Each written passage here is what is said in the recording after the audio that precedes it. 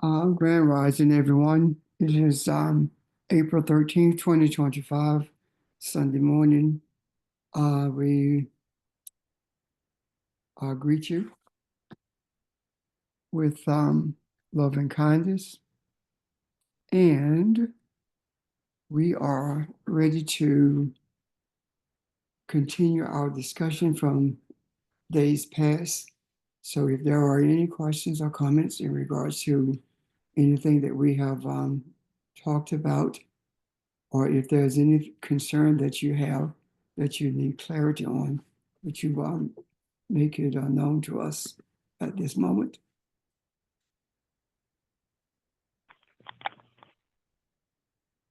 Grand Rising family. Pastor, this is Evelyn. I guess you know. Anyway, I do. is is Angela on the phone? On the Zoom? Not yet. Okay. If Yeah, I would like to say, I'm sorry. she may have had to work today. Okay, so let me just say what I feel right now because and she can listen to the broadcast. Okay. I just wanted to tell her yesterday that we love her and we embrace her. And I love the honesty. She was transparent on what she was feeling. And as quite a few of you were saying yesterday, that we carry each other. And that's why we are a community and a family. But I felt her pain on yesterday because we all are dealing with something. And it's just good to know that we have a family that we can come to. You know what I'm saying? So I really wanted to share with her that I felt her pain on yesterday. And I love her. I love my faith family. That's all I wanted to say. Thank you for listening. Yes, ma'am. Thank you for speaking to us in that manner. Any other statements or questions? Yesterday, we spoke primarily about an understanding of Ashe and its relationship to the scapegoat.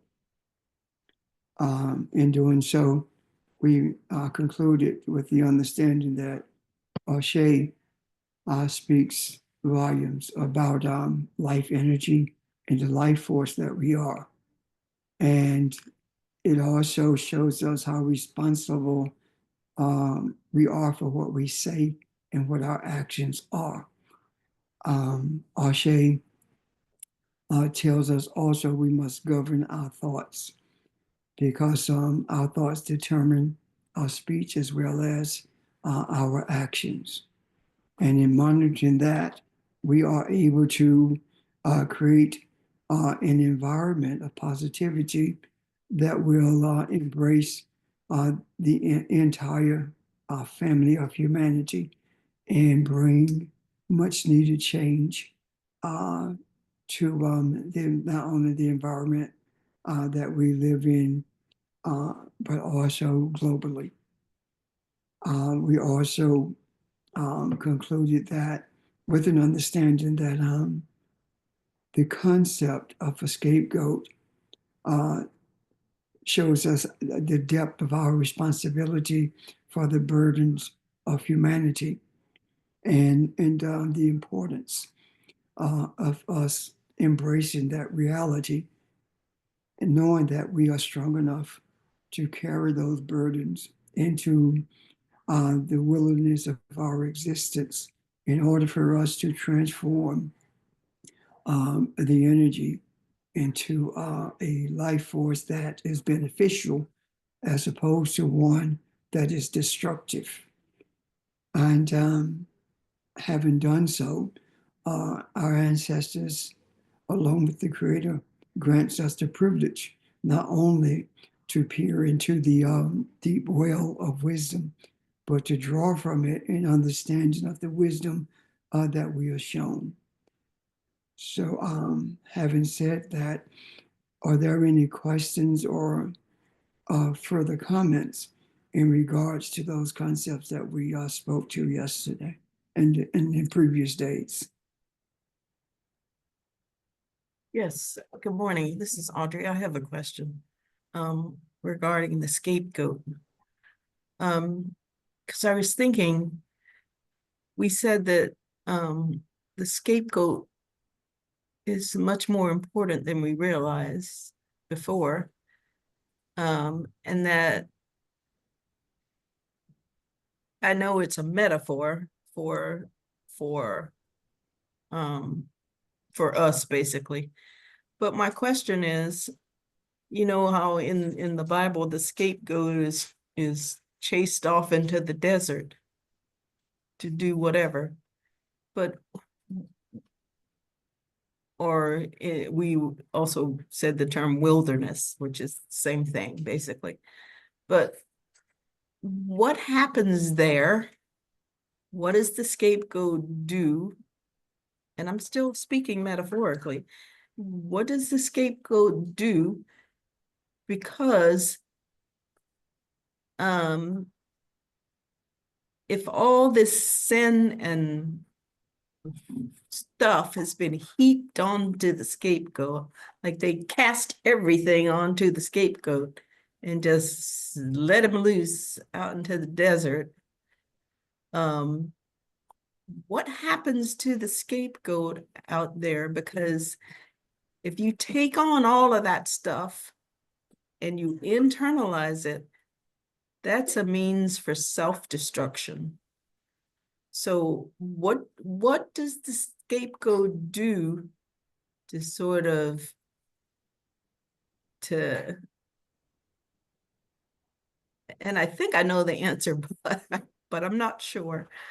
What does the scapegoat do in the wilderness that causes it to be able to assuage all these sins or pilings on of whatever? What happens? What happens in the wilderness?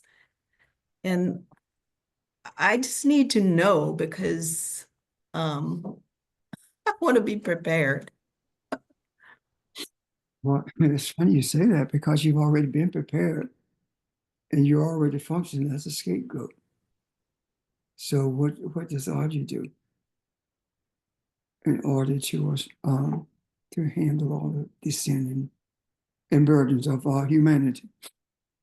Well, my thinking is that in the wilderness, it's an opportunity to just really connect with nature and with the creator. And then it's a way to just cast all those things onto the creator and let it deal with it. But casting in the sense that because the wilderness is an opportunity to figure out who you are, what you believe, and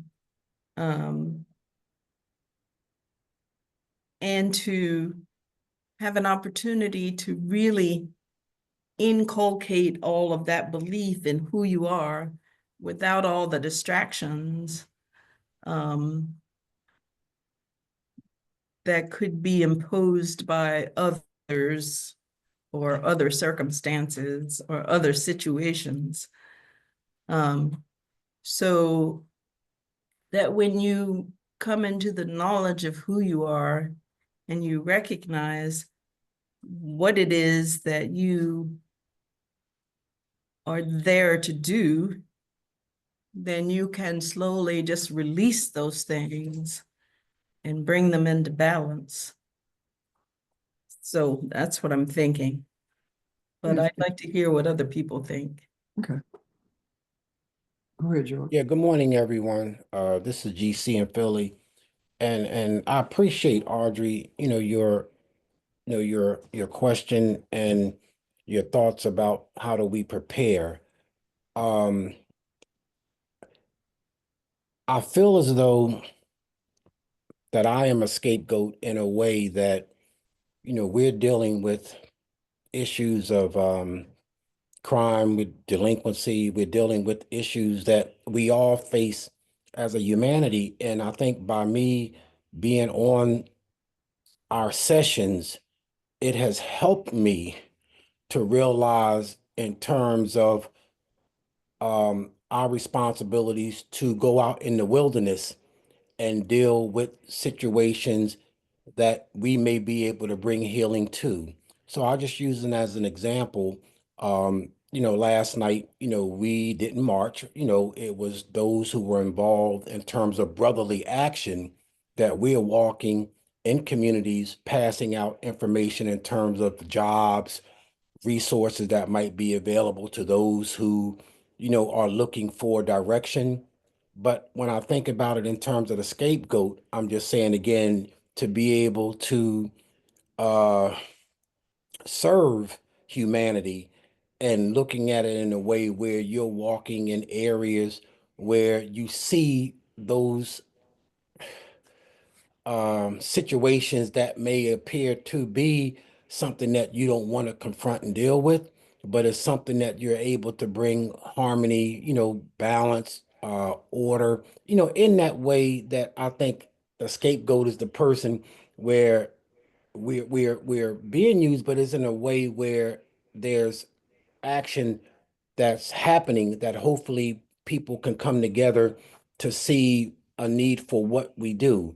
And so I'm looking at it in that way that um is it exactly like a scapegoat? But I'm in my own interpretation. You know what I mean? I'm thinking that um, we're being used to do God's, to do the creator's work, but doing something that is making a difference where we're in the wilderness, but at the same time, again, can we see the outcome of reduction in crime? Are we seeing the outcome in terms of people being healing? Are we experiencing the cries in terms of what people are growing through that we're giving them hopefully some hope to know that I can tap into positive places. I mean, the teachers, when you came to Philadelphia and we kind of walked around the playground, but I think that it's still all related to being out there in the wilderness. And I think that being on our calls, and I know I've spoken to past about it, what can I do to make a difference? And so if I have to be a scapegoat in that way, that, we can be about, action, then that's just one way I look at it. So I thank you for letting me share. And I hope that that resonates to some extent, but I feel as though that's what that scapegoat is coming into my, you know, mindset in terms of action, your thoughts and your words. If that makes any, if that resonates, Audrey, I'm done. I know I said a lot. I'm done. Question. So you're you're perceiving the wilderness as those life situations that you deal with? Yes. Yeah. Uh, yeah, I mean, I look at it like that because I struggle with sometimes, we communicate, and I think in our own ways, we have to look at how God or the Creator is using us, whether it's at work or whatever it is. But I know that in the community that I grew up, you know, we see and experience things, but George, what are you doing to make a difference? You know what I mean? And so I'm just trying to look at it in a way where I feel that that's one way of just reaching out to be able to say, here's a positive place where you can go. Here's an opportunity for a job, or here's a resource that might can help you with your family dynamics or whatever might be the concern. But there's also being aware too that you're dealing with people where you know what's going on in the community. You know who's, doing things that may not be to our likings, but at the same time, I think being out there in the wilderness, boots on the ground, I'm able to see some things that I would not see if I was just, looking at it or reading it in a book or, involved in a way where I don't think I'm as effective. And so I think that's to a certain extent how I see it, Arjun. Now, again, I'm hopefully that it resonates a little bit in terms of what we all have the opportunity to do to make a difference in whatever way the creator's given us to do it. I'm done. Um, I see what you're saying, but I guess I meant more like the wilderness being the internal struggle with, Okay. with how do you deal with all of that? Um, Uh, Yeah. Psychologically, emotionally, the internal struggle. Yeah. I think that, the collective consciousness for me is us dealing with emotions. You know what I mean? Anger is emotions out of control. Passion is emotions that are in control. So my passion is to deal within my own wilderness, is to be able to look at, how can I be effective? And it's not me, but I think it's the campaign that the city has in terms of brotherly action. You know what I mean? What can we do to reach out? Yeah. If that, again, those are Yeah, my. because, well, I'm thinking of the internal struggle because when we take on so much mental load and psychological load and emotional load, that can be very self-destructive. Yeah, well, um, and again, I if you appreciate. don't know what to do with it. Yeah. Yeah, no, no, no. I think that's why these systems are so important for me. um, You know what I mean, because I know that it's our desire to bring healing and harmony, and so how do we deal with it within? Thank you, Audrey. I appreciate your comments. I'm I done. don't think it's, Welcome. I don't think it's how we deal with it when we talk about the wilderness and the scapegoat, because you do not become a scapegoat knowledgeably of it anyway until you have dealt with yourself, until you come to grips with who you are, until you are able to purge and be purged of all those things that have beset you um, during the course of your life. By the time you get to the realization that you are metaphorically a scapegoat, by that time you have come to grips with the reality of your divinity. And when you are, when you realize that you're taking on the burdens of humanity, you've already done it, and you're already in the wilderness. You're already a scapegoat when you before you realize it. It's like a retrospective look at who you are, and what you're actually doing is transforming negativity into something positive. You're taking life force that has been detrimental to humanity and making it an asset to humanity. And you're doing it by virtue of your desires. And it's not so much of a burden that you're taking on as a human. When we talk about what do we do with all of this, because it can drive us crazy or it can be destructive to us, that is when that's the religious aspect of taking on the troubles of the world. But the spiritual understanding of taking on the troubles of the world, it's like putting them um, through a machine that transforms one thing into another. It's like immediately when we talk about the suffering of humanity right now, we are transforming it as we talk about it. So it is not something that we leave our discussions with, and it plagues us for the rest of the week or the month. It doesn't. It's transformed immediately as we talk about it, and it's not us casting it on the Creator at all, because we are the Creator upon which it has already been cast. And because of the life force, the Ashe that we are, that we embrace, it is automatically changed. It automatically becomes something else as quick as a light switch. Stationary energy in the wires does not become effective until you flip the switch. And you don't wait. When you flip the switch, you don't wait for the light to shine. The moment you flip the switch, that's when the light shines. That's the transformation that I'm talking about when we are the metaphorical scapegoat. Does that make sense, Audrey? Yeah, it makes perfect sense. Okay, Good to know. thank you. Anyone else? This is Barbara. Mhm. I have a question on top of that question. There were two goats in Leviticus 16, 10, 16, 11, 16, what, and one was, and the cast lot, and one was for Yahweh, and the other was to be the scapegoat. So my question was, what is the difference between the scapegoat and the one that was sacrificed for Yahweh?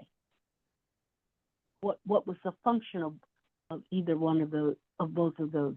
It was as if one was for Yahweh and one was for the people, in a sense.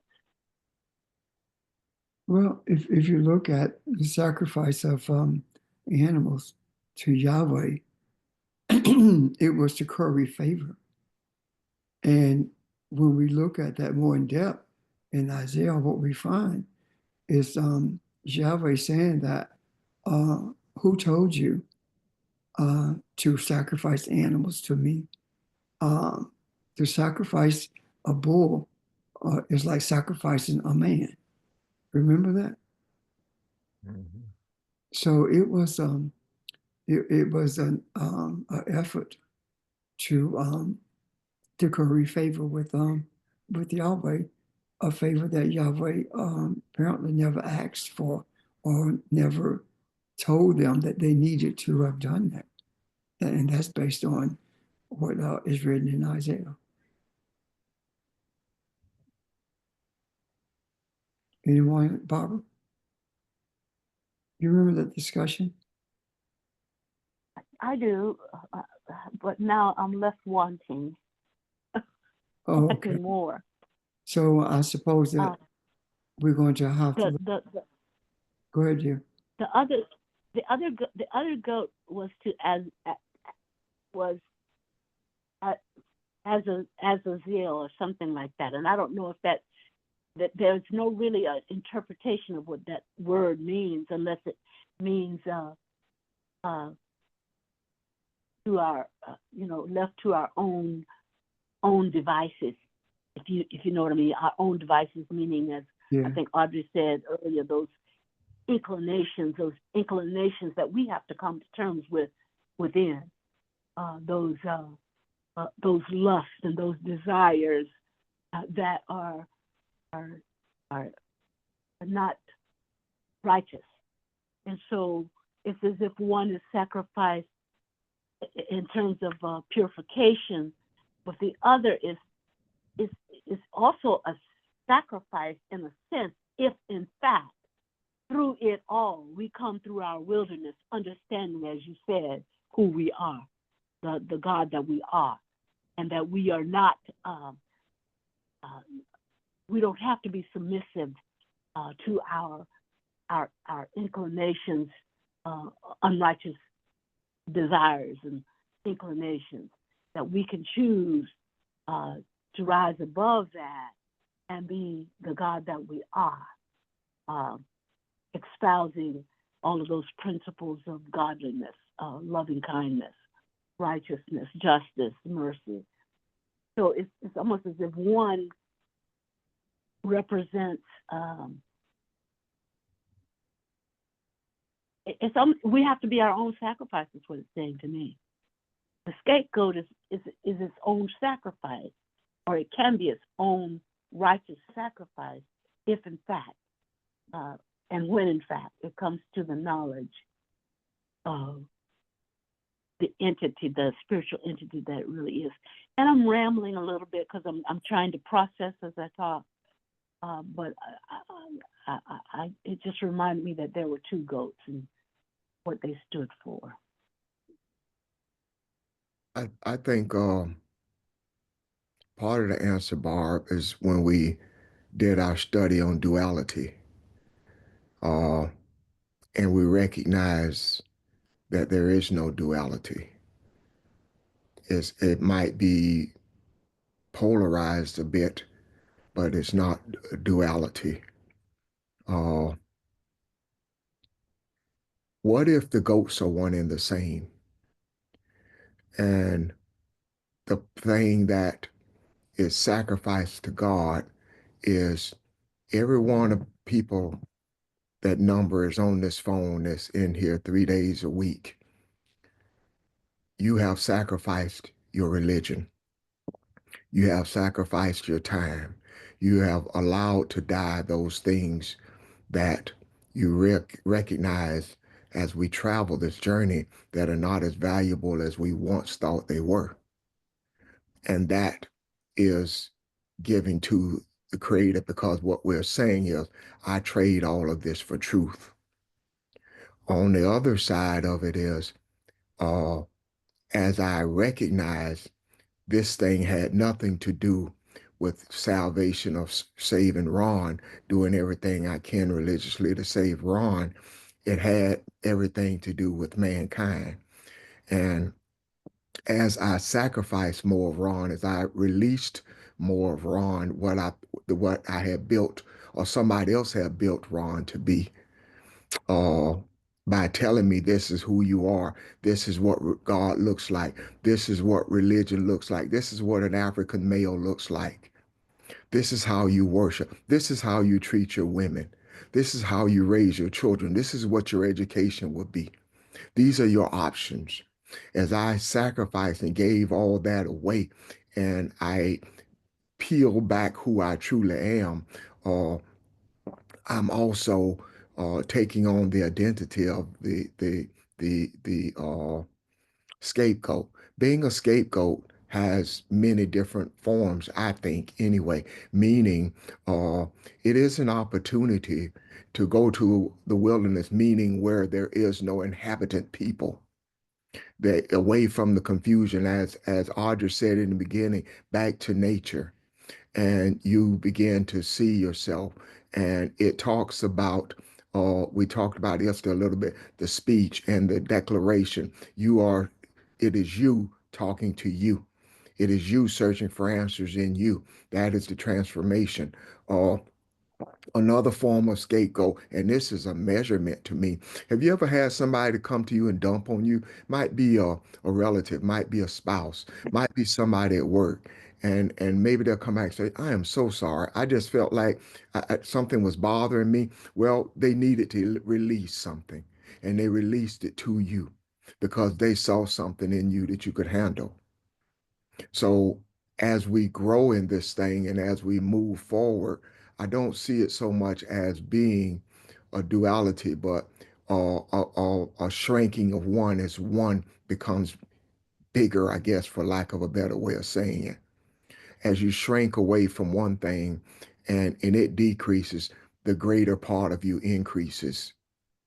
And as you recognize who you are and take on these burdens, they don't become the burdens that you think they are. They become opportunities for you to not only hone in on who you are, but also see wisdom and what we need to even meditate on to bring about a change for mankind.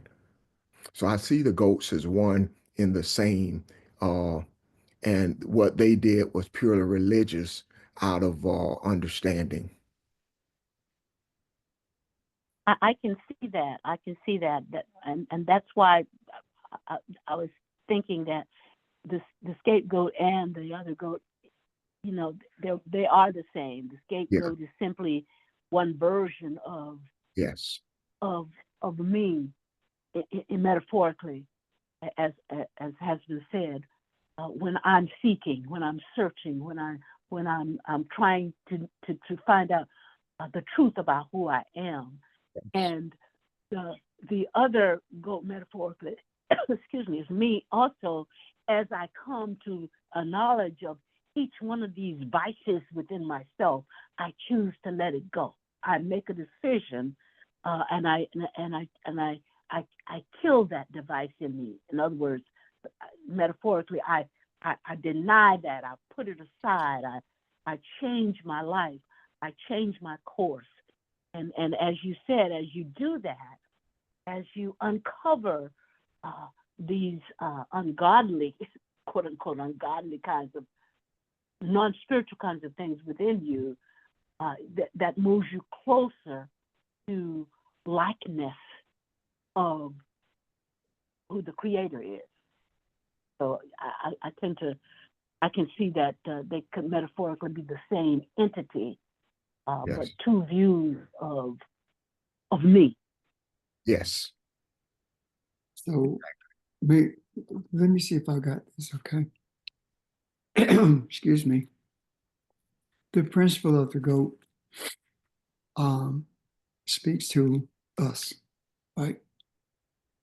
And the principle of the goat talks about different aspects of our journey, different aspects of an awareness of who we are. The idea of the goat that is sacrificed to Yahweh is talking about the sacrifice of our desires and our religious ambitions that we've had. We are sacrificing those for the purpose of getting a clearer understanding. Okay, all right. A clearer understanding on who Yahweh is. I'm sorry, clearer understand, yes, of who Yahweh is in relationship to us. That's the sacrifice. Because when we sacrifice these religious principles for the purpose of seeing Yahweh clearer, then what we are actually doing is removing blinders that have kept us from seeing what the true essence of our Creator is. Am I right so far in what Yes. you're saying? And Yeah. And then the other aspect of it is once we get that clarity, we come to realize that our purpose for this journey is to bring civility to humanity. And in doing so, we begin to recognize the uncivil things that affect humanity in an adverse manner. And those things, when we are talking about them, when we are discussing the true nature of how things should be, we're actually transforming these negative attributes into something positive. The energy that has been a burden to humanity is now becoming an asset to humanity. So the principles, the idea of the goat is simply a metaphorical principle that speaks to two aspects of our awareness as we travel this journey. Okay. Yes. You said that very nicely. Thank you. Except I want to add that, and we've all said this, the goats represent us individually as well as. Yeah. Go ahead, Barbara. Hello. Oh, the goats represent us individually because we gotta get to that point where we have that awareness of who we are, and then they represent the people in general, because a lot of times in our awareness we are the scapegoat for the inequities in the system, the inadequacies, the evilness. We are the scapegoat because we are as has been said, standing in the gap and putting into the macro those things that we see that are evil, that are not in balance, that are not in harmony on behalf of human beings. So we the two principles we have to come to grips with within ourselves individually before we can become the conduit, if you will, the scapegoat, if you will, on behalf of humanity, if that resonates. It does. And when you think about that, Barbara, when we look at that clear-eyed, what we see is we have actually been functioning based upon those two principles all along. Yeah. It is a serendipitous experience in that when we start looking at these principles, we realize that we're already there. This is a retrospective understanding of the journey that we've already traveled. Does that make sense? I think too, when we look at this, we see that scapegoat is an opportunity. It's an opportunity that in this journey where we want to be. And the other thing is going into the wilderness reminds you that this is a journey. However, the journey is not marked by time. It's not marked by time. So as we understand this, and as we move forward, and as we desire change, and we come to grips with who we are, and desire more of that wisdom, and not shrink away from it. All of that is what supersedes time. Your love and your compassion. And as Evelyn came on this morning, at what happened 24 hours ago, she has thought about and came on this morning because it was still with her. And that's compassion that cannot be measured. So as we become the scapegoat, what was measured by the one goat, it becomes immeasurable by you being willing to take this journey. So it's truly a beautiful thing. It just kind of an honor to be this and be here and accept this.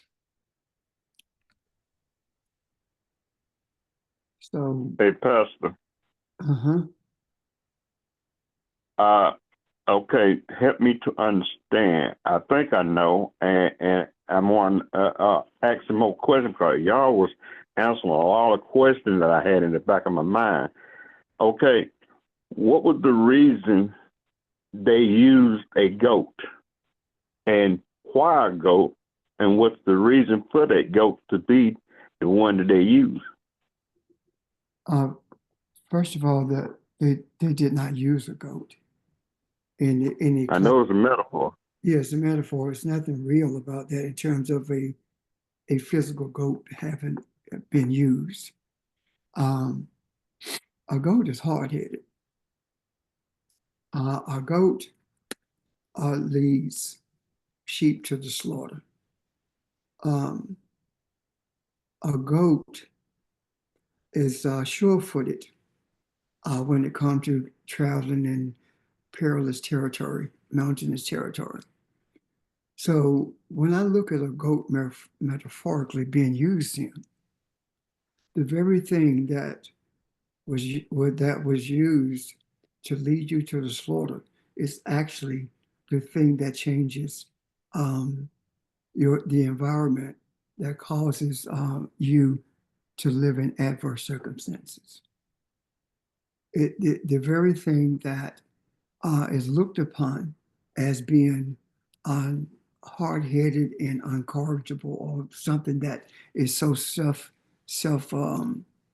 absorbed until it is extremely difficult to change its mannerisms or its attitude, is actually the thing that is changing the attitude, or the adversarial attitude of humanity.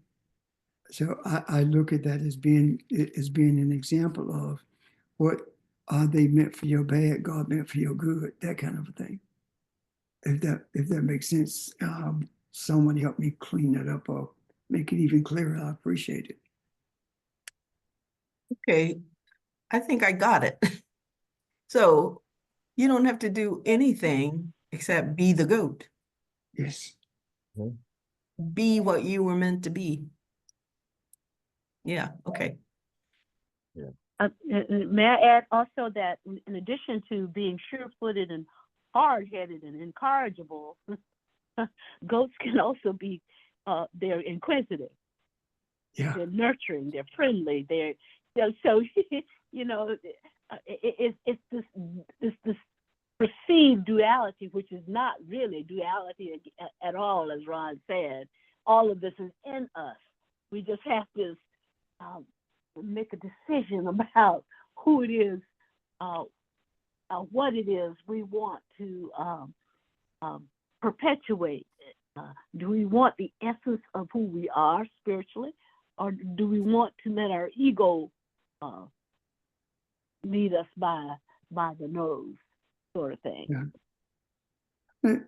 Barbara, what I see in what you're saying is that we were created with an affinity for divinity, right? However, we have gone through a cycle of hundreds of years, if not thousands, where we have a perceived affinity for religion. It's not the affinity with which we were created, but it's an affinity that was forced upon us. And now what we begin to see is that this thing that we perceive to be an affinity for God, for religion, is actually a false sense of hope. But the true affinity is to know who we are and the purpose for our being brought into this earth, which means that we have an affinity for the enhancement of mankind as opposed to the destruction of mankind. Does that make sense? Yeah. So this idea. And, Go ahead, Charles. and another thing, when you said the goat is hard headed and thing, I was seeing myself in that, and plus, a goat would eat anything. Yeah. Okay, what it is, he'll eat. Yeah. Yeah. So that's our attitude toward everything in life. That's another metaphor. That's another part of the metaphor. That's a beautiful observation. It is. A goat will eat anything. Yes. Yes. That's and that's what we have. We, like I just said, we just had to be the goat. Yeah. And in being that goat, the question is, will we continue to eat anything, or will we become the deliverer for those who have engaged in the same eating habits as we have, metaphorically speaking? Are we going to look down on them once we begin to see the adversity in what we have chosen to be a spiritual meal, i.e., religion? Or are we going to use what we have, our experience, for the express purpose of taking the burden of the diet that they have chosen to consume, i.e., religion? Again, we take that upon our shoulders. The greed, we take it upon our shoulders. And now, as opposed to eating anything for the purpose of consumption, we are now taking these things on us. And you continue with the metaphor of eating. We eat all of those adverse things, and we birth something positive as a result of that, rather than having those adverse things to continue to plague humanity. Now there is a transformation that takes place because we realize not only does the goat eat anything, but he doesn't have to. It's a choice that's being made. It's a choice being hard-headed or being friendly, as Barbara said about a goat.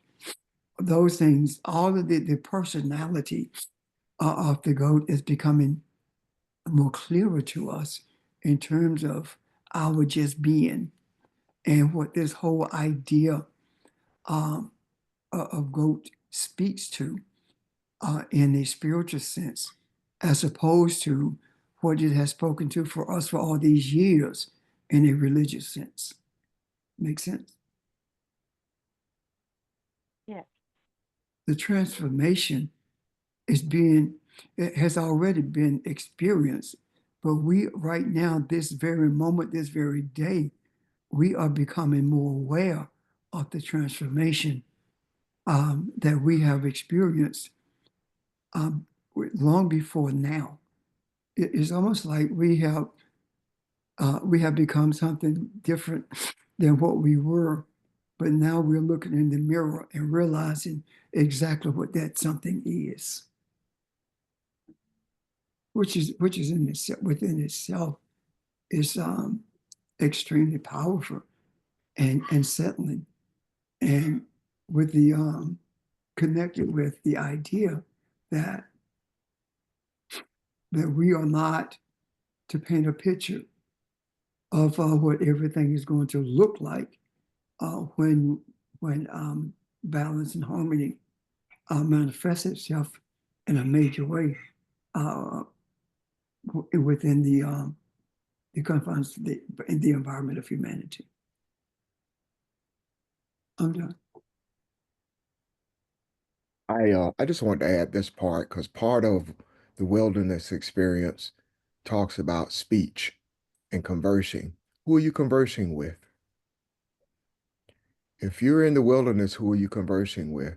Uh, I think a lot of times, and especially in the place where the world is right now, especially America, we don't allow or that negative talk to overtake us. That I can't do this, or who do I think I am? When you look at the bar, which is the root for wilderness, it talks about the authoritative voice that comes from a king or from God. So, in other words, there will be other voices that try to influence you. And that is part of the experience as well, recognizing uh, and you know, however your journey looks and how long it takes, whatever, we do not succumb to those voices, that even remembering that we have each other, that no matter how bleak these days look, uh, or whatever may be happening in your own personal life, uh, there is a voice of authority in you as well, and not to be overtaken by anything else that is less than, or trying to tell you that you are less than. And that's probably a better way of saying that, but hope that makes sense. It does. I'm gonna ask a question. It does. I have a question though.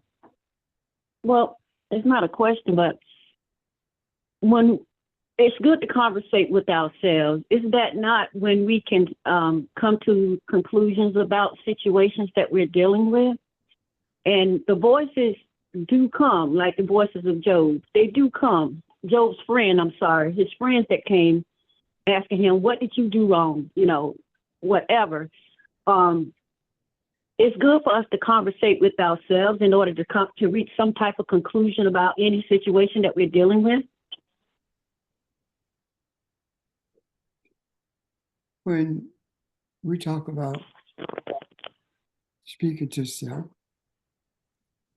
who is the self that we're speaking with? Is it a conversation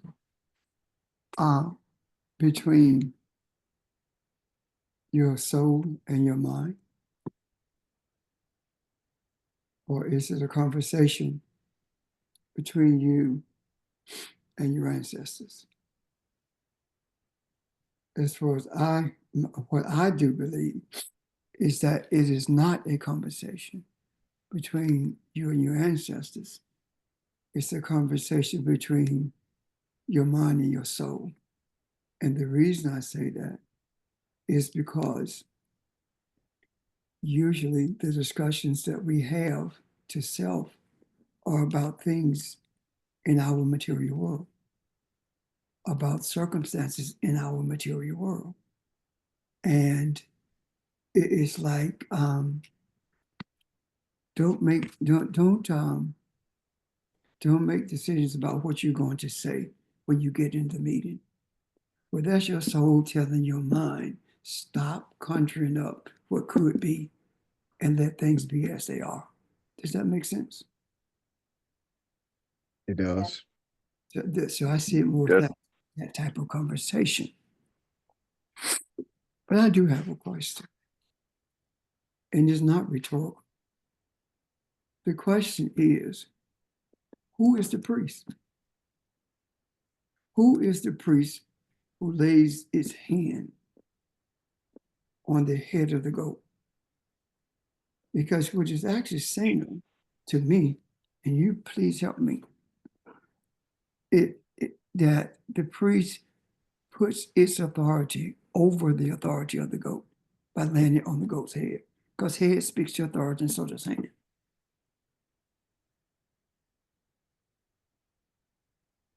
So who is the priest who does that? I think we're the priests. I think it's all one and the same, and it's based on this.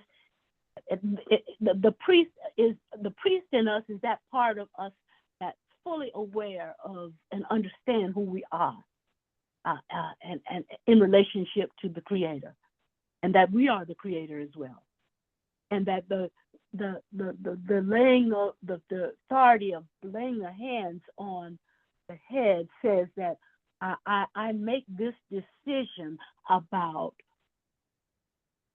what I will do, what I will follow, what path I will take, what I choose.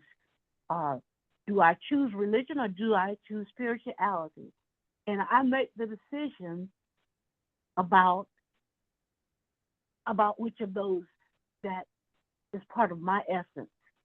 So anyway, that's just one perspective. Thank you. Okay. Well, the word say that we are the royal priesthood. So it got to be us.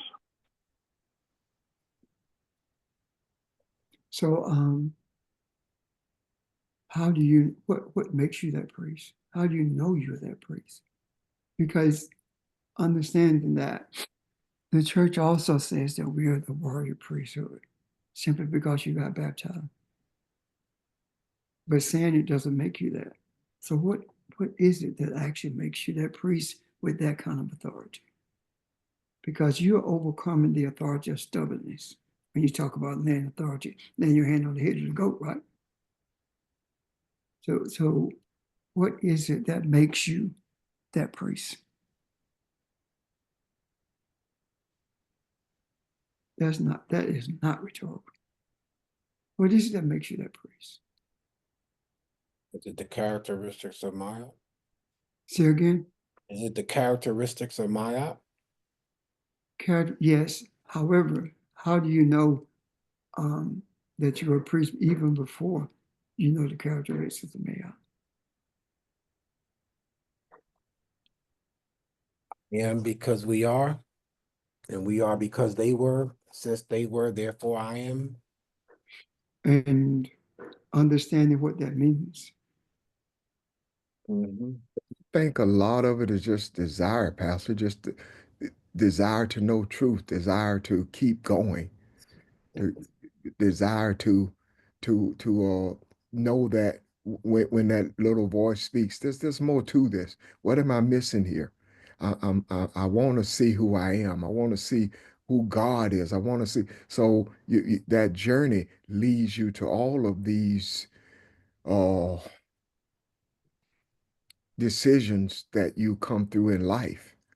That I see the priesthood as a decision as to arriving at a place and wanting understanding and seeing that this is a place of authority, a place that I can gain understanding of who I am. So I think a lot of it is desire. Got a question on that one. Okay. Suppose that the desire is the beginning of the journey to priesthood, Okay. and self-awareness is what makes you the priest. And once you become self-aware of being priestly, then the next thing is, so what is it that makes me priestly, and how do I maintain this space that I occupy as priest? And Responsibility. that is when we get that is when we get to the place, I believe. Once I complete it, let me finish this thought. That is when we get to the place where we begin to look at the principles of Mayat, when we start searching for the tenements of priesthood. Does that make sense? Joey? Yes. Huh? Can you hear me, Rev? Yeah, uh-huh. You can? Yeah, I can. Go ahead now. Oh, okay. I think it's the acceptance of responsibility. So when you start talking about the scapegoat, and then also what religion was telling us that we were headed for a destination.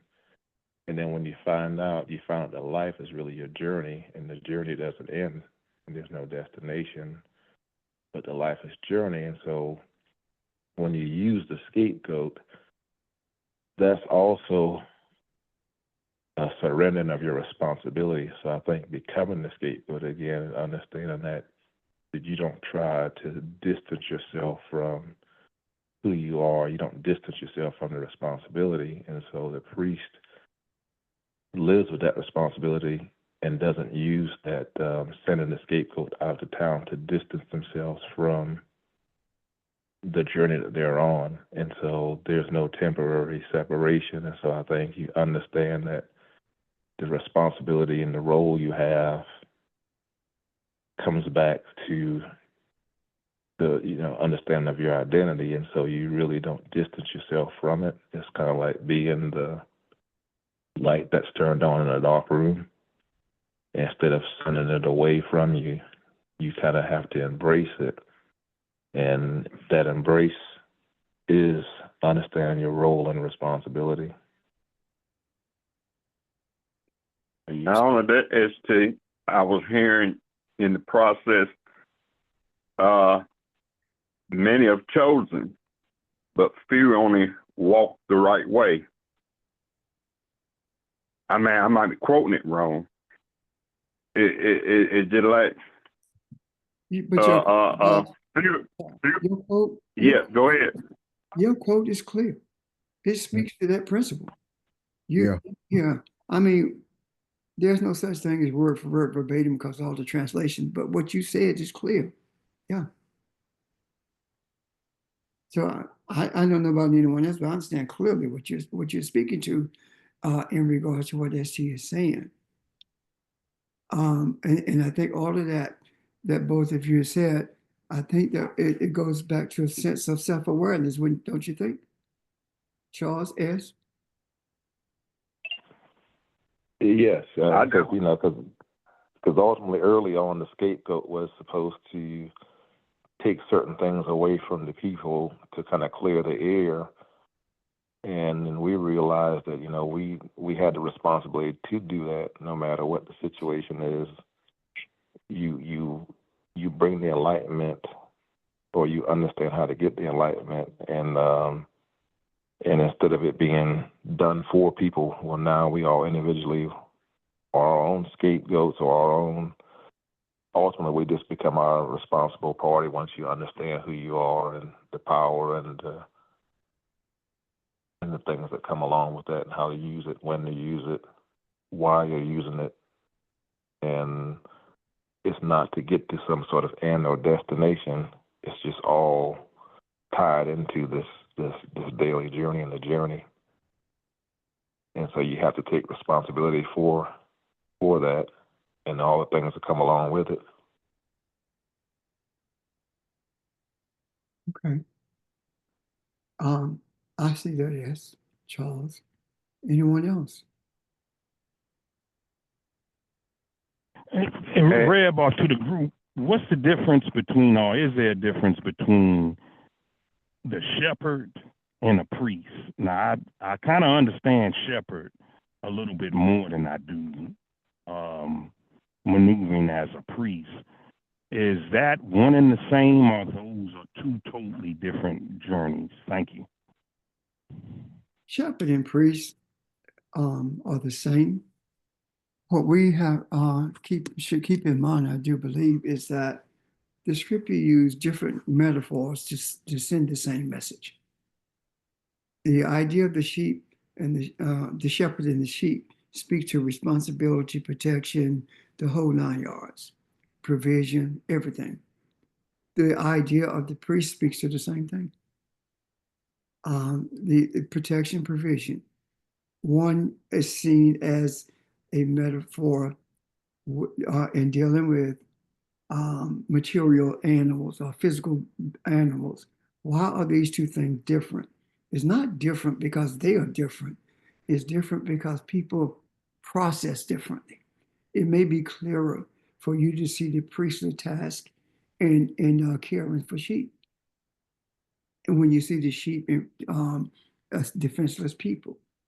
And it may be easier for some others to see this spiritual task of provision and protection through the eyes of a priest who is responsible for not only being the voice of spiritual reasoning in the midst of the people, but also being the authority that is willing to submit itself to whatever it takes in order to be the provider of the message of the understanding to those who the Creator has given him opportunity to cover.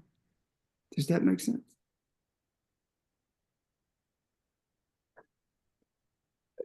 If I could add something to that, I like the question because and they are the same. I agree with everything Pastor said. A shepherd, you could look at it in two different ways. That varying degrees. A true shepherd cares. A true shepherd guides with love and compassion, and not just being a hireling. A hireling looks like a shepherd. You have two families, same income, same opportunities or whatever, and one is a shepherd. One the parents are shepherds, and the other one, maybe not so much. Whereas provided the provisions that are provided is more that I don't want someone to come in here with a gun or a knife or protect you in that way. But my protection extends to how you understand who you are. And I may not always know that myself, how to do that, but how do I raise my daughters? How do I raise my sons to be respectable to women? Or or those sort of things, and as much about the Creator as I know, do I teach them those sort of things? So I want them to grow up to be not only good citizens but the best versions of themselves.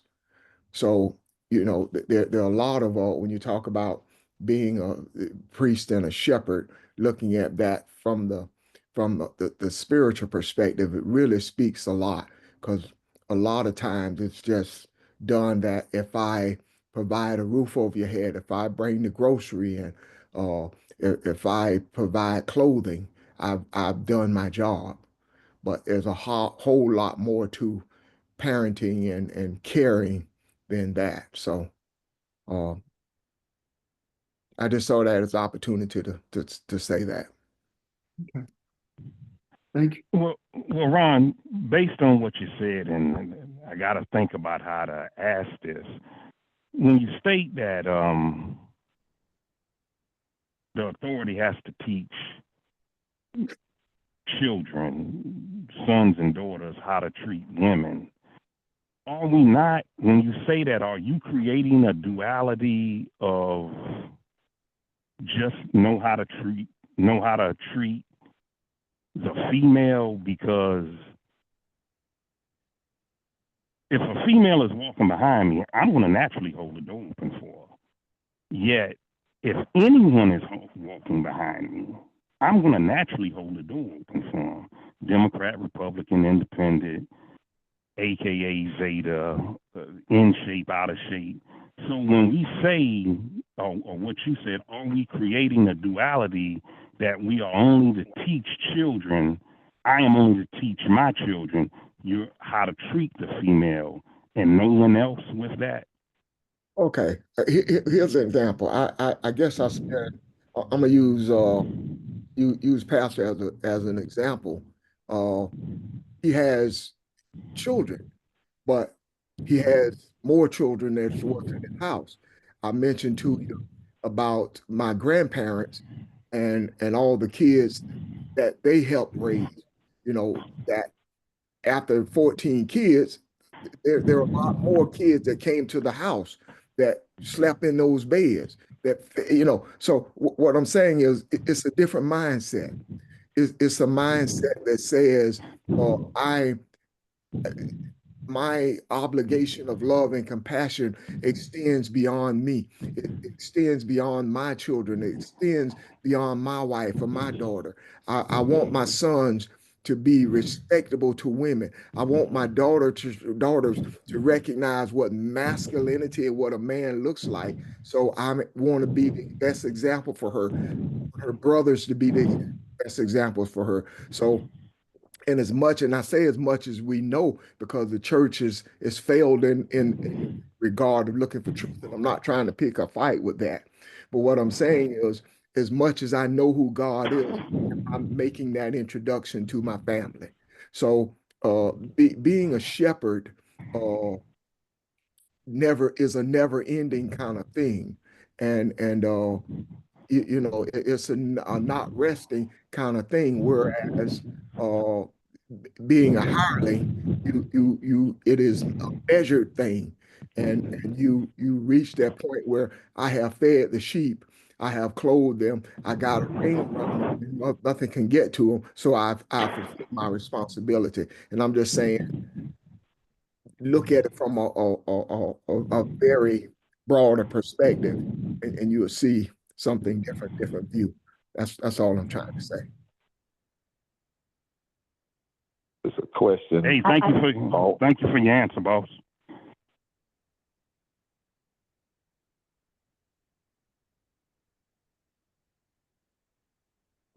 Someone was.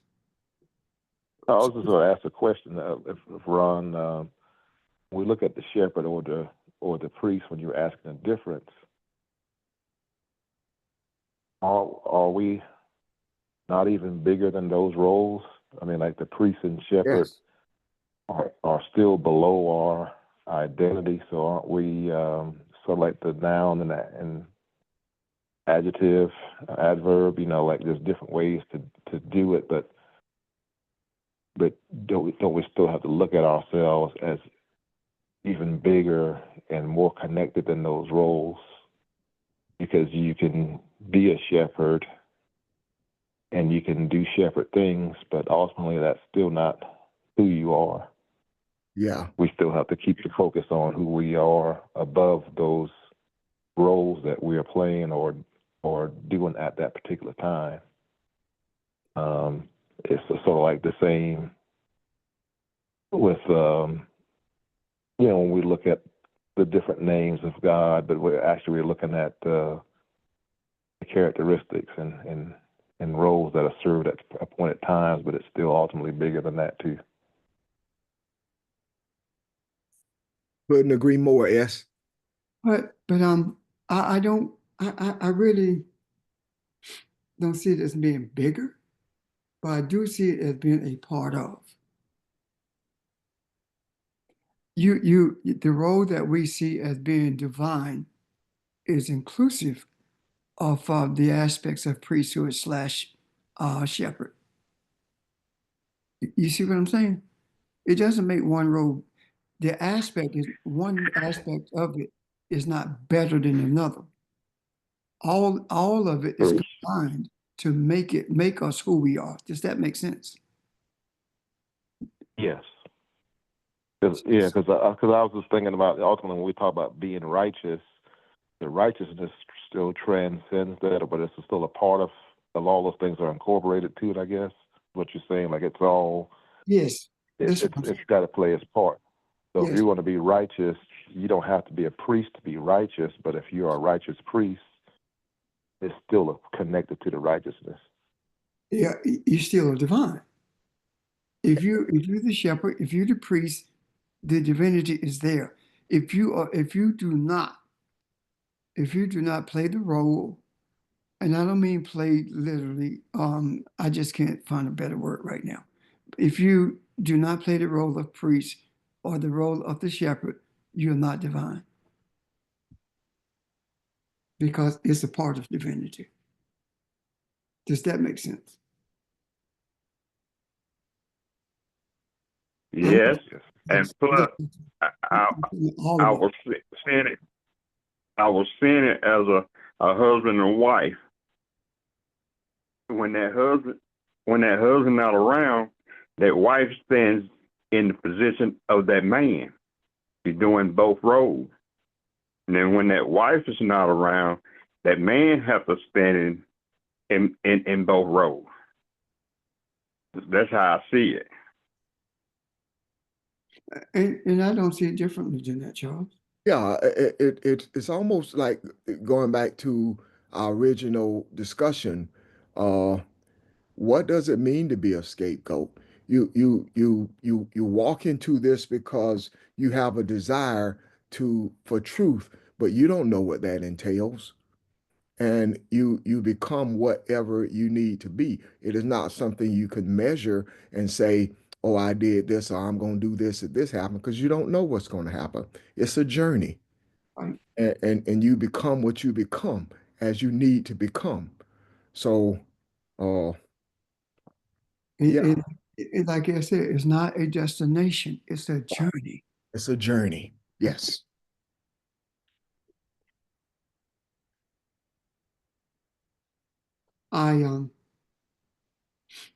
I feel very strong that we said a lot today. And I believe we come to a place where we probably should take a pause and see if there are any questions or comments before we institute this pause. So if there are questions or comments from anyone, would you please raise them now? One question I have is now when that goat's in the wilderness, all that's in him that of Elohim, that God is in him, is going to help him to discern all the God that he was always taught and shown to him by I just say other people and other things that he went through. So that God in him is purging him from all that. Well, first of all, he's not the goat in the wilderness based on the metaphors that we have put forth without knowing who it is from the beginning prior to going into the wilderness. You have to know who you are. If you don't, then your wilderness can very easily become a place of confusion. I think that one of the things we probably need to look at is that the greatest wilderness that we have ever lived in, without even knowing who we are, is religion. We were totally confused. However, when we became aware of who we are and entered that same wilderness, now it does not confuse us. We're able to see the true nature of what's being presented the true nature of what we should know and how we should function in that role of knowing the idea of physician, know thyself, or heal thyself rather, or the idea of the mantra that George presented earlier about us because of what is it? Because of you, I am. That mantra that George did earlier. George, would you say that again? No, I am because we are, and we are because they were, and since they were, therefore I am. That all of that is inculcated in our being aware of who we are prior to being sent into the wilderness. We were not sent into the wilderness when we were in religion. We were pulled into a wilderness of confusion. And that wilderness of confusion is amplified by the disorientation of Job's wife when she was like, curse God and die. She was in a wilderness. And a wilderness of discontentment, a wilderness of ignorance as to the spiritual essence of what was taking place. Does that make sense? Yes.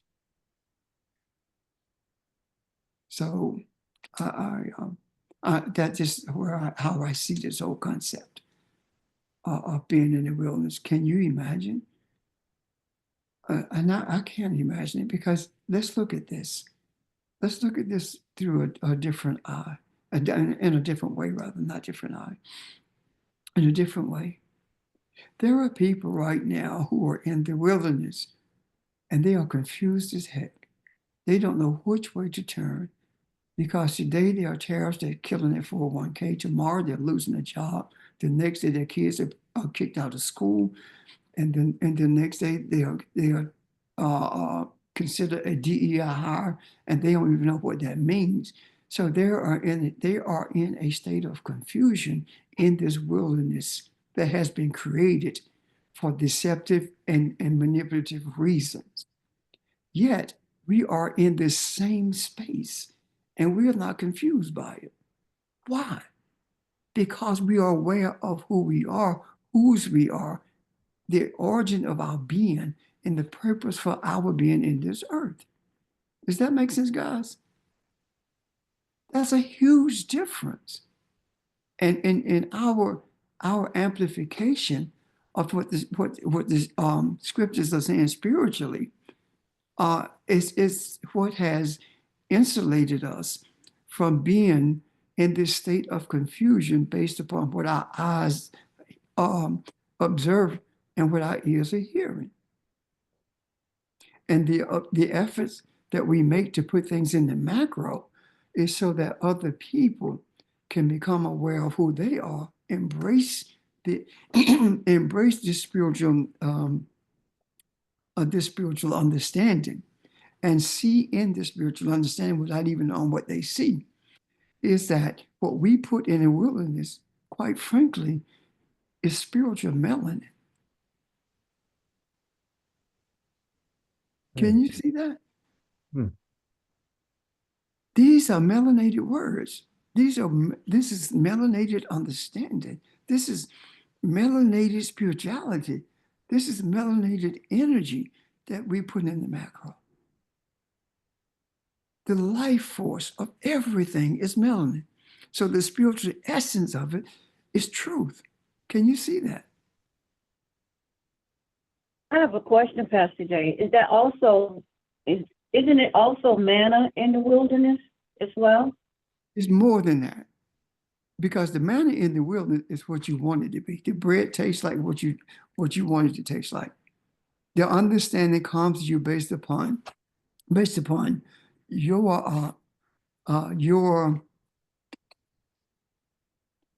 environmental experiences. So Ron may understand what I am saying based upon a couple of words that I speak, and you may understand what I'm saying based upon something else I say. But your understanding of the principle is the same, but you approach it differently. Does that make sense, Evelyn?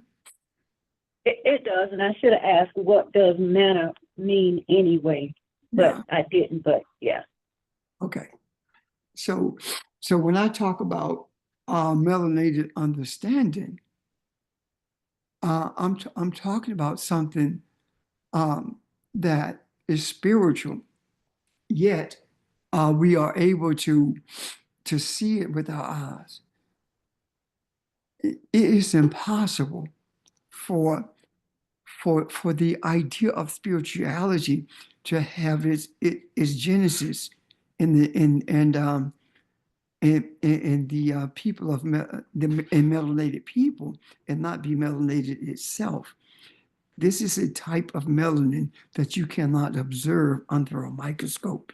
This is the melanin that you experience that changes your life for the enhancement of humanity.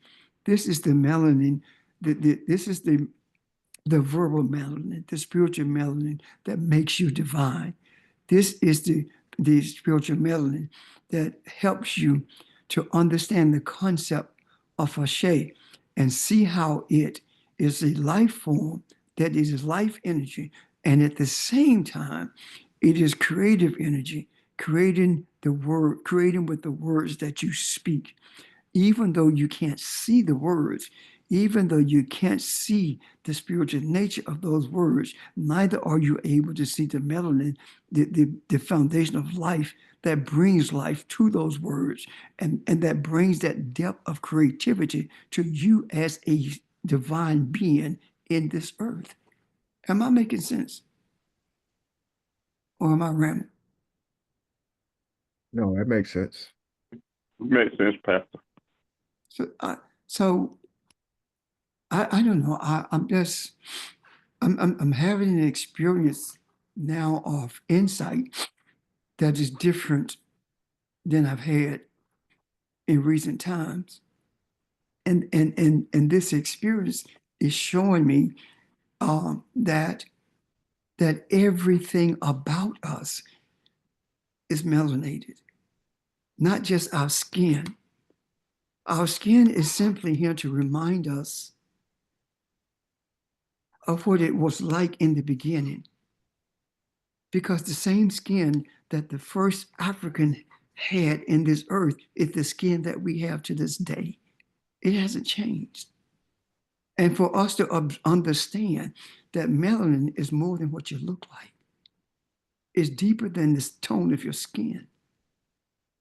It is more comprehensive than the melanin giving you the ability to see with your eyes and hear with your ears.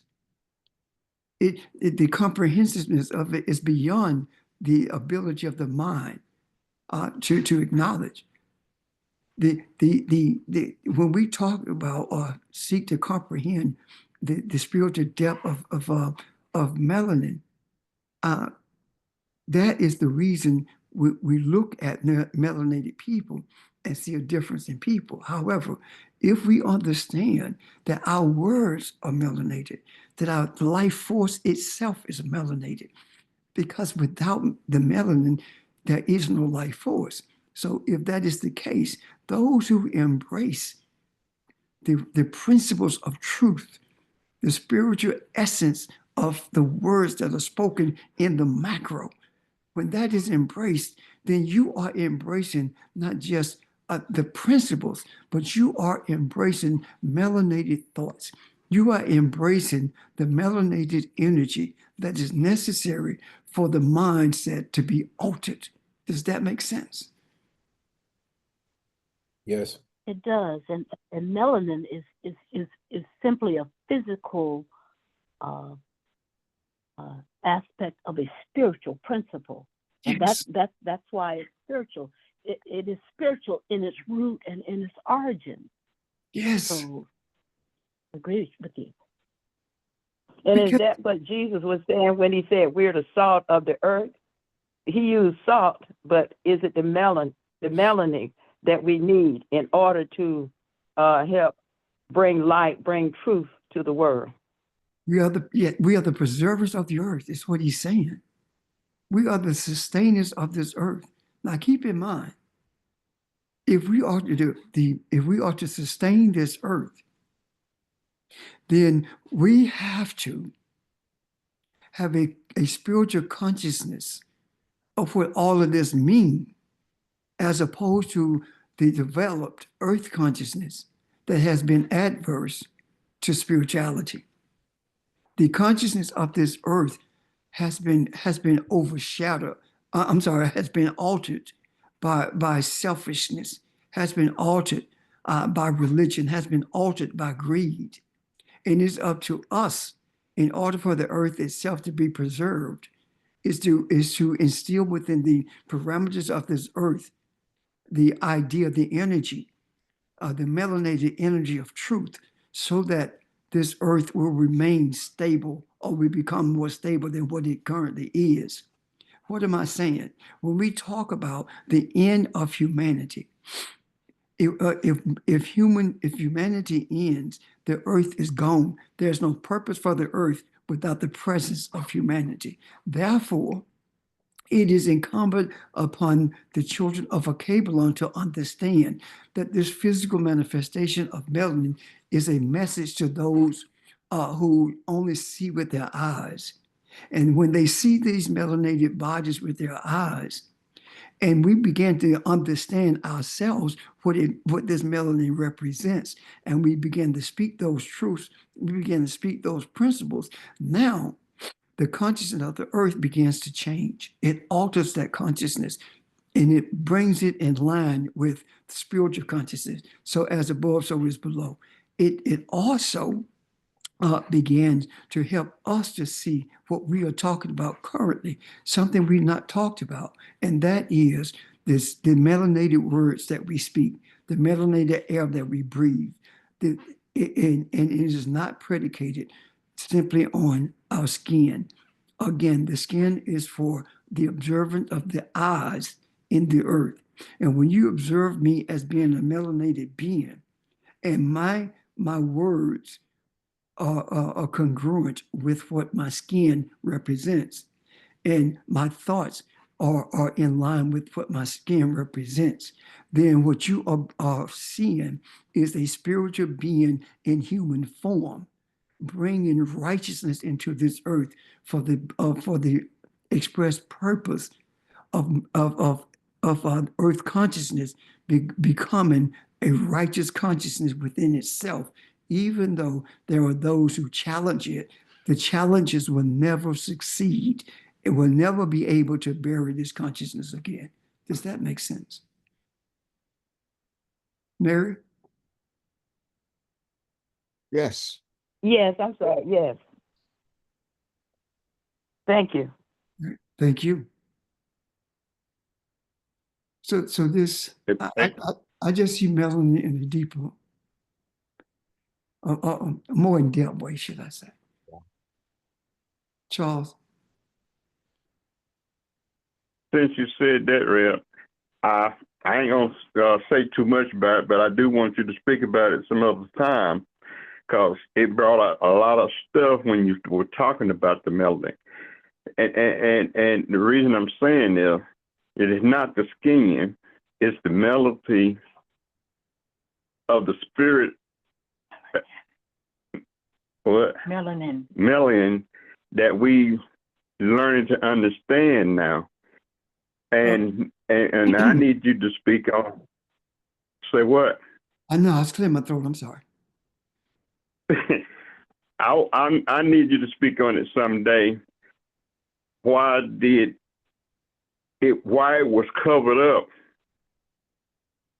so that we wouldn't understand that it was supposed to bridge both of us together, between us and them, us and the people that don't understand. They understood what it was, but they didn't understand it spiritual. They was afraid because we would control everything, but they took and, made it to where it would be in skin. You understand what I'm trying to say? I do. I think I do. Okay, I want you to This whole speak on that someday. No, I'm gonna speak on today. This whole thing about melanin. No, European mindset does not see melanin as being spiritual at all because it is incapable of comprehending spirituality because it's too selfish. However, the European mindset understands the power of the African, but they don't see it. They don't understand it in a spiritual way. And that is why they try to control it / destroy it when they have gotten from it what they desire. When what has taken place is the European has made us ashamed of melanin. Who told us that our skin was ugly because it was black? Who told us that our hair was bad hair because it was nappy? Who told us that our lips were ugly because they are thick? Our nose is broad. Who told us that? All these things were said to us to make us ashamed of the melanin, make us ashamed of who we are, because they recognize the power there, but they did not understand it. Therefore, they sought to use / destroy it. That's where we are now. And that is the reason it is so imperative that we, as the children of Kabbalah, understand the spiritual nature of everything, inclusive of melanin itself. We have been looking at the physical aspects of it and seeing it in the way of mental capacity, eyesight, etc. But it's time for us to begin to look in depth at the spiritual nature of it and how it has the propensity to change the direction of everything in this earth. It doesn't matter whether it's a Japanese or Chinese or European or a Samoan. It is the African who has been charged with making sure that this earth remains balanced. And all of those I named came from the womb of the African.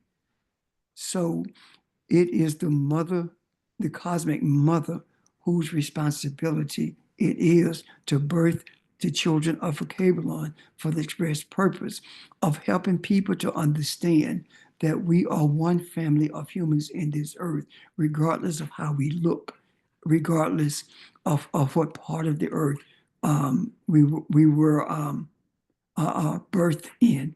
It doesn't matter. When we see the spiritual nature of melanin in our words, in our thoughts, in our deeds, it is then that we begin to infuse righteousness into the earth to such an extent that it cannot be denied. And the desire that I, as well as I'm sure that all of us have, is for the energy of melanin, the life force of melanin, to fill the atmosphere of this earth, so that regardless of what you say or where you move, you always are coming in contact with the righteousness that melanin provides for life itself in this earth. And when that happens, what we began to see is a major shift in a short period of time from the chaos to a place of order. And that is the reason I do believe with everything in me that June, July, we see a not so much of an end to what's happening, but a transformation from this evilness to a place of life itself. A transformation that will cause those who we think it is impossible to change, will cause them to see things differently.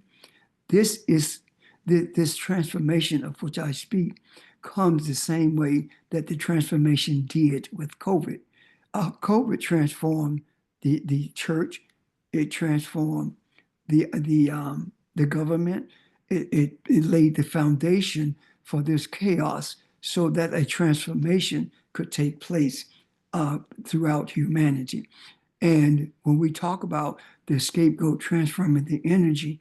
The scapegoat is heavily melanated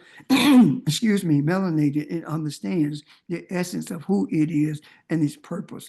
So now, what am I saying? I'm saying that every African is a scapegoat, whether they know it or not. It's a scapegoat. And that is the reason we are the most forgiven people in the earth. Without being that scapegoat, how is it that you can be as forgiven as we are without regard to what has taken place, what has happened to us, the things that have been perpetrated against us for our destruction has actually become our strength. And that is because we have constantly been transforming negativity into positivity for our existence. Because deep inside, we realize if the African doesn't exist, life doesn't exist. You cannot destroy the genesis of life and expect life to continue. That is not going to happen. So this whole concept of melanin, we have to rethink and process it in a different way than what we have in the past. And with that, I'm done.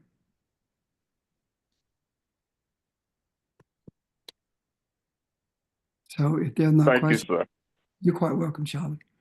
If there are no questions or comments, we're going to pause until tomorrow evening at 6 o'clock. Are you good with that? Yes. Thank you. Yes. Love you all. Yes. Thank you, everyone. Take care. Thank you, everyone.